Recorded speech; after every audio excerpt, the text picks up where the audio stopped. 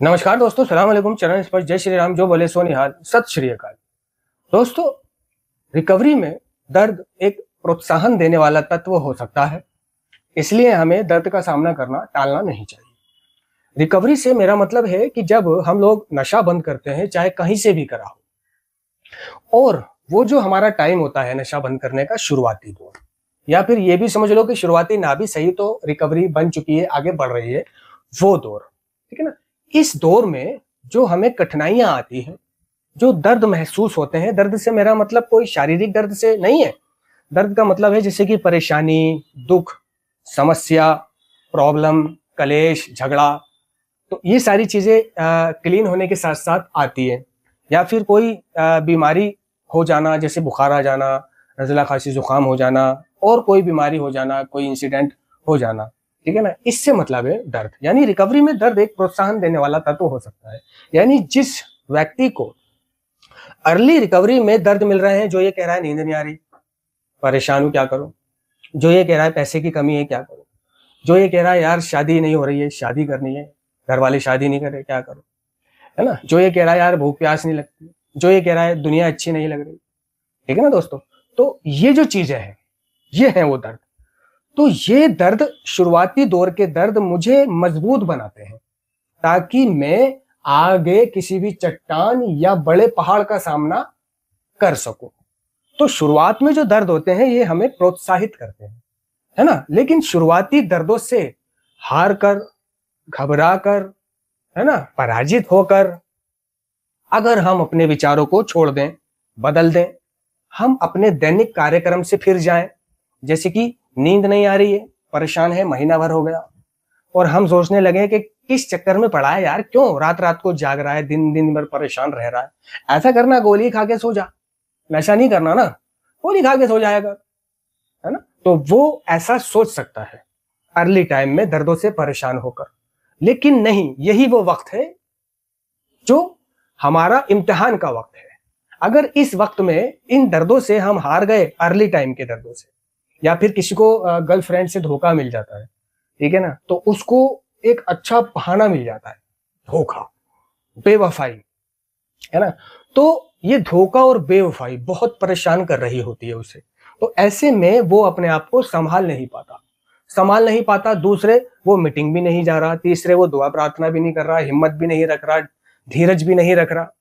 तो ऐसा व्यक्ति जिसके जीवन में ये गर्लफ्रेंड के छोड़ के चले जाने का दर्द आया, है ना, उसका वापस नशा करने को मन करता है कि वापस नशा कर लूं, शराब पी लूं, ठीक है, ताकि इस पीड़ा से मैं निकल सकूं।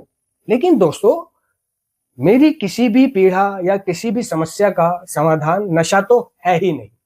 अगर अगर धोखे से परेशान होकर, बेवफाई से पीड़ित होकर अगर मैं शराब पी लेता हूं, नशा कर लेता हूं, है ना, तो क्या मेरी प्रॉब्लम सुलझ जाएंगी? क्या वो वापस आ जाएगी?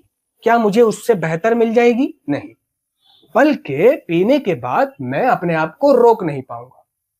और जब रोक नहीं पाऊंगा, तो यहां तक जितनी मुशक्कतों के साथ मैं पहुंचा था, मैं वापस दुगनी तेजी से वापस वहीं चला जाऊंगा जहां से मैं घुटनों पर आता था, है ना। तो नशे का कमाल ही यही है।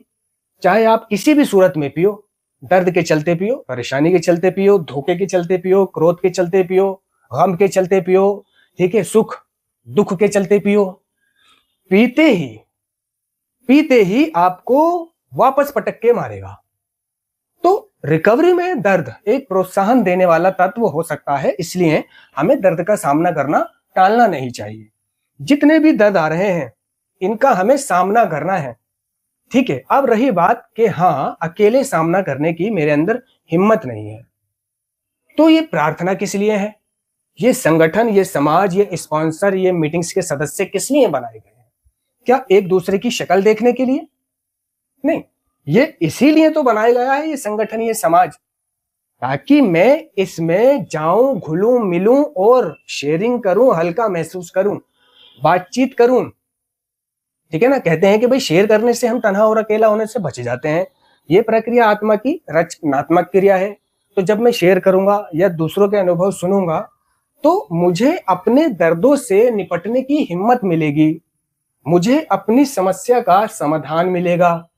और अगर मैं दर्द आने के बाद जीवन में, ठीक है, और इन चीजों का रुख छोड़ दूं, स्पॉन्सर, संगी साथी, मीटिंग, तो दोस्तों मैं वापस पी सकता हूं। क्योंकि रिकवरी में दर्द, है ना, एक प्रोत्साहन देने वाला तत्व तो हो सकते हैं, लेकिन अगर मैं ना समझूं इस बात को कि ये मुझे दर्द आगे के लिए मजबूत बना रहे हैं, अगर मैं ना समझूं और इनसे हार जाऊं, ठीक है, मदद ना मांगूं, ठीक है, तो वापस मैं अपने सक्रिय एडिक्शन में जा सकता हूं। और दोस्तों एक चीज से और मैं आपको रूबरू करा दूं कि नारकोटिक्स एनोनिमस, अल्कोहलिक एनोनिमस या इस संगठन, इस समाज के सभी लोगों पर अंधा विश्वास नहीं करना है, या सभी के दिल में नहीं उतर जाना है। सभी को अपना मानने की कभी भूल नहीं करनी है।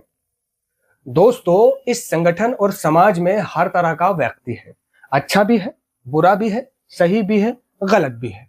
आपको रिकवरी देने वाला भी है, आपको बुराई में धकेलने वाला भी है, आपको अच्छी बात बताने वाला भी है, आपको बुराई में भी ले जाने वाला भी इस संगठन में मौजूद है। यानी कि जिस तरह इस दुनिया में अच्छे और बुरे लोग हैं, उसी तरह इस संगठन में भी अच्छे और बुरे लोग हैं, ठीक है ना। अब बुरे लोग कौन है?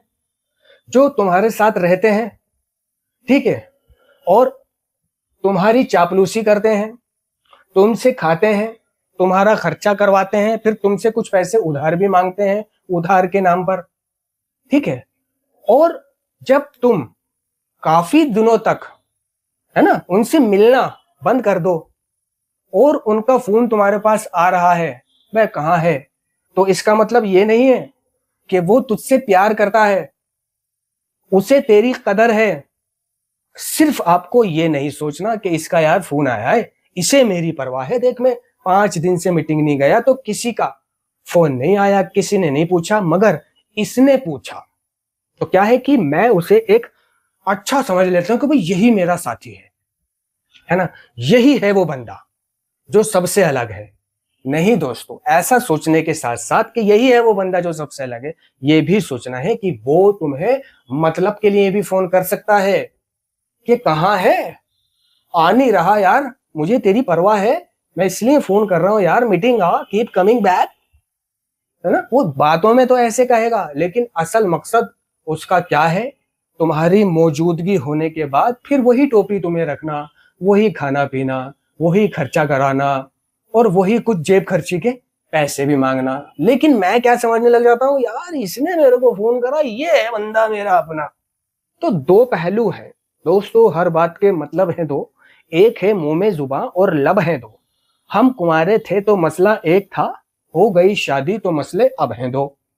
तो हमें दो पहलू लेके चलने हैं, ठीक है।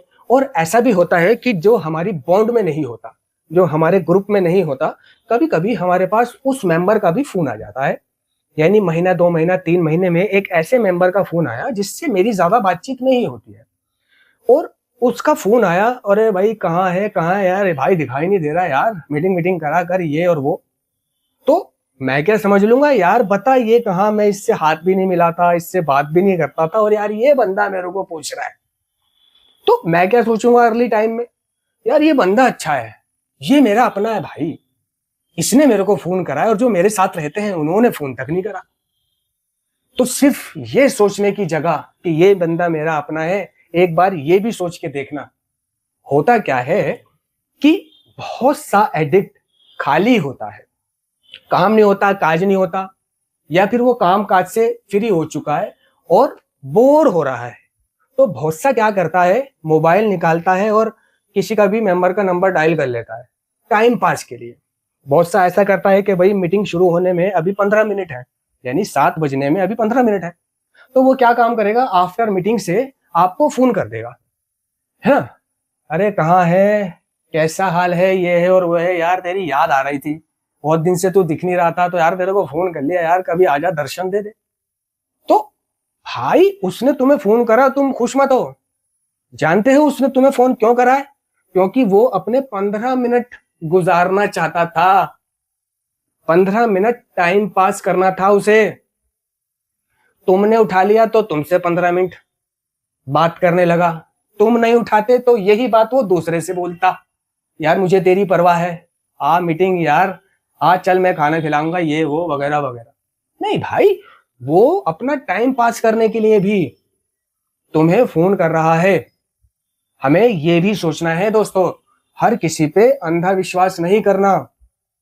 जो हमारे साथ हर बार रहता है, हर दम रहता है, हम उसी के साथ बैठते हैं, उठते हैं, आते हैं, जाते हैं। दोस्तों, ऐसा बंदा भी इस पर भी आपको अंधा विश्वास नहीं करना, क्योंकि वो भी अपना उल्लू सीधा कर रहा होता है तुम्हारे साथ। उसे तुमसे मतलब नहीं होता, उसे मतलब होता है किसी की मौजूदगी से, किसी की कंपनी से।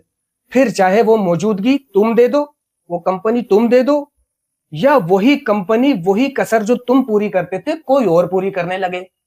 अगर वही कसर कोई दूसरा बंदा उसकी पूरी करने लगे तो वो तुम्हें पूछना बंद कर देगा, क्योंकि उसका मतलब तुम्हारे साथ रहना नहीं बल्कि अपना उल्लू सीधा करना होता है।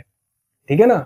अगर तुम्हारे साथ रहते रहते कोई ऐसा मेंबर उसको दिखाई दे जाता है जो थोड़ा मोटी पार्टी है, अमीर है, पैसा खर्चा करता है, तो वो तुम्हें छोड़कर उसके पास चला जाएगा। वादा तुमसे करा है कि आज हम दोनों भाई साथ रहेंगे, लेकिन देखा कि एक अमीर मेंबर आ गया है, खर्चा करने वाला आ गया है, गाड़ी वाला आ गया है, तो वो वहां खिसक गया। और फिर ये नहीं सोच रहा वो कि मैंने उसे जुबान दी थी, उसके साथ रहने का वादा किया था, अब मैं वहां जा रहा हूं। फिर वो इस बात को नहीं सोचेगा। ठीक है ना। वो वहां जाएगा, उससे खाएगा पिएगा और उसकी थोड़ी सी पीपल प्लीजिंग करेगा। और अगर वो जल्दी चला गया और अभी तुम वहां हो, ठहरे हुए हो, तब तुम्हारे पास वापिस आएगा। यानी वो चला गया तब वापिस आएगा। अब तब वापिस आकर वो तब तक तुम्हारे साथ रहेगा जब तक उसका घर जाने का वक्त नहीं हो जाता। और जैसे ही उसके घर जाने का वक्त होगा, वो तुम्हें भी अकेला छोड़ जाएगा। दोस्तों, ये सारी बातें एक नए सदस्य के लिए हैं मेरी। पुराने सदस्य तो अनुभव करके सीख चुके हैं। दोस्तों, जरा हटके, जरा बच के, यह बॉम्बे मेरी जान, ए दिल है मुश्किल जीना यहाँ, जरा हटके जरा बच के, यह है बॉम्बे मेरी जान।